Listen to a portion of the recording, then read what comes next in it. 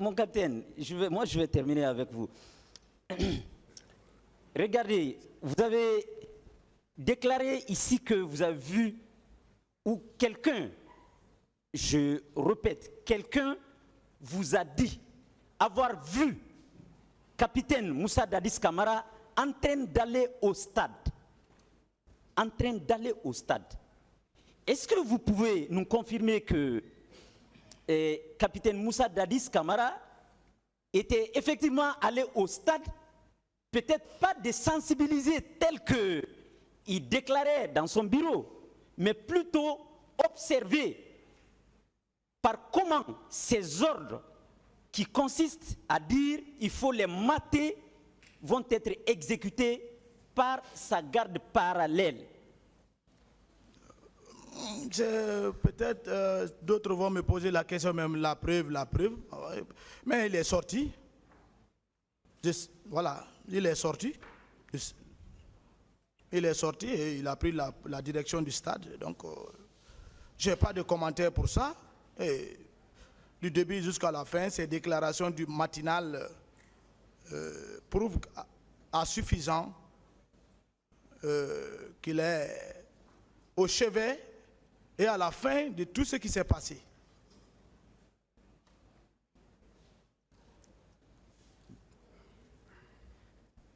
Merci, mon capitaine.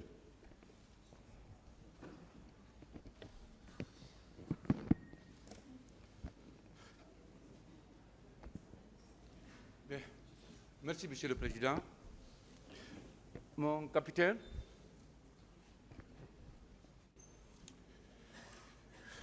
je voudrais simplement, mais sagement, aller avec vous en vous posant des petites questions.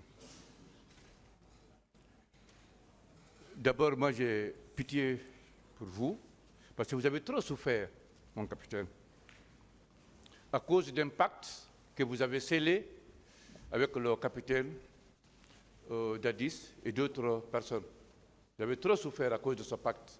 14 ans de détention préventive. Est-ce qu'aujourd'hui, vous êtes toujours déterminé à respecter ce pacte?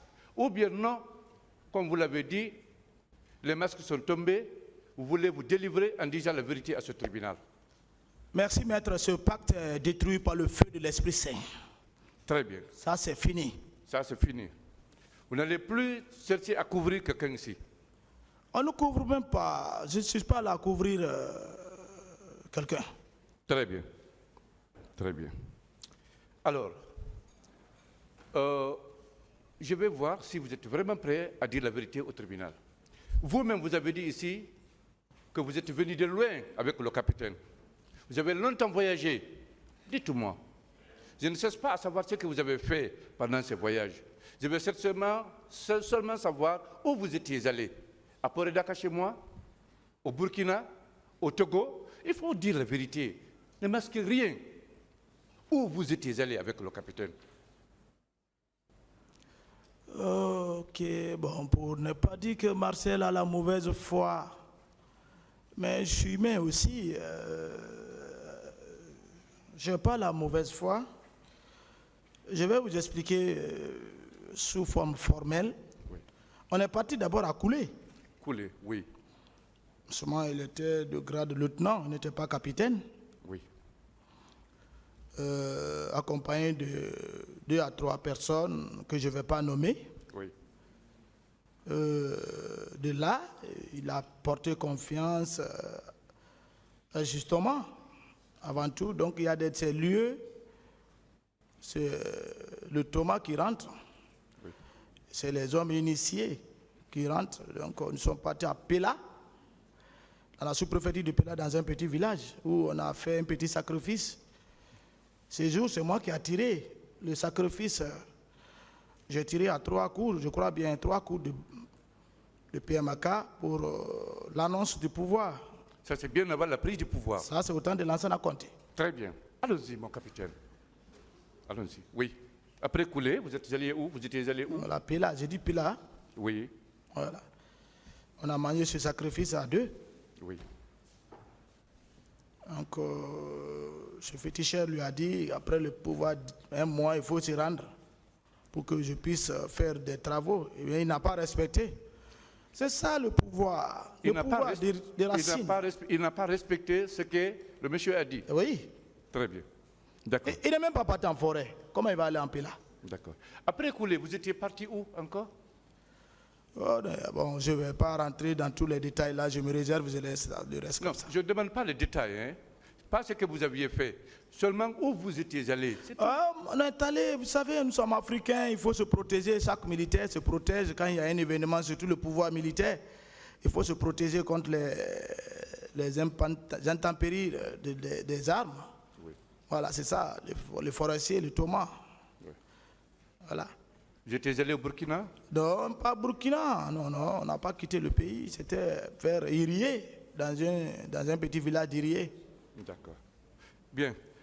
Maintenant, le pouvoir s'approche à grands pas. Et vous avez fait un pacte, vous avez scellé un pacte ensemble. Est-ce que vous pouvez nous donner le nom de ces personnes, de ces militaires avec lesquels vous avez scellé ce pacte dans ce bar? Bon, je ne peux pas rentrer dans ça, mais le commandant du salon, quand même, Escobar, oui. Le soldat Escobar, je crois, il était là. Le commandant Toumba était là, le capitaine Moussa Dadis Marcel, je crois, on était là. Ce pacte, oui. C'était toujours pour assister, protéger... Pour la protection du président Dadis et pour se préparer pour le pouvoir après la mort du feu général Lansana Conté, pas un coup d'État. Pas un coup d'État. Voilà. Pendant ce pacte, est-ce que vous aviez parlé de la restitution du pouvoir au peuple en organisant des élections? Ça, on a anciennement dit ça avec nos petites réunions chaque fois qu'on tenait au motel là. Nous, on avait confiance au capitaine Moussa Dadis Camara. Malgré il a changé après, mais on avait confiance à lui. Et on a abandonné tous les autres et le suivre. Mais l'homme était un inconnu connu. Oui. Il vous avait promis que s'il a le pouvoir, il allait le restituer avec les élections. Bien sûr, c'est ça. Quand on lui a vu maintenant dans un menton de division Machiavel, ça nous a étonnés. Moi, personnellement, j'ai dit au commandant Touba, mais le capitaine, très bien. Il est en train de nous dévier. Très bien.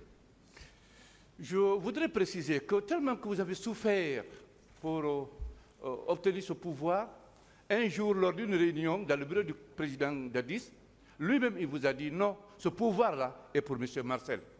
Est-ce vrai? Tellement que vous avez souffert à ses côtés pour obtenir le pouvoir, un jour, dans son bureau, à la présence de beaucoup d'autres officiers, il a dit, lui, Dadis, que ce pouvoir-là, c'est pour vous. Est-ce vrai? Que le pouvoir, c'est pour nous? Pour vous, surtout vous, M. Marcel, parce que vous avez trop souffert à ses côtés. Est-ce vrai? Bon, il ne tient pas. Vous savez, le capitaine Moussa Dadis Camara, il aime trop le populisme, parler beaucoup.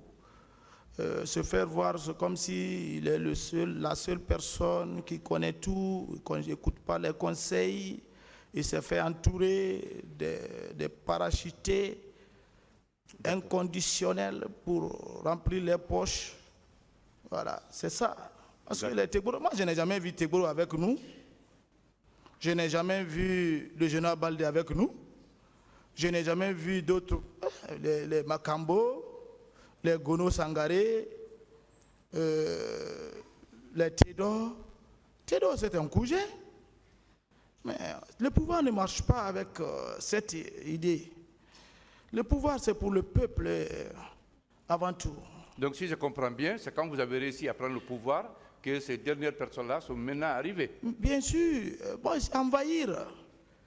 Envahir. Et puis, commencer. Je ne vais pas rentrer dans l'idéologie que chacun veut l'entendre. Le pouvoir n'est pas ethnique, avant tout. Je vous ai dit depuis le premier jour. C'est bon, s'il vous plaît. Une autre question.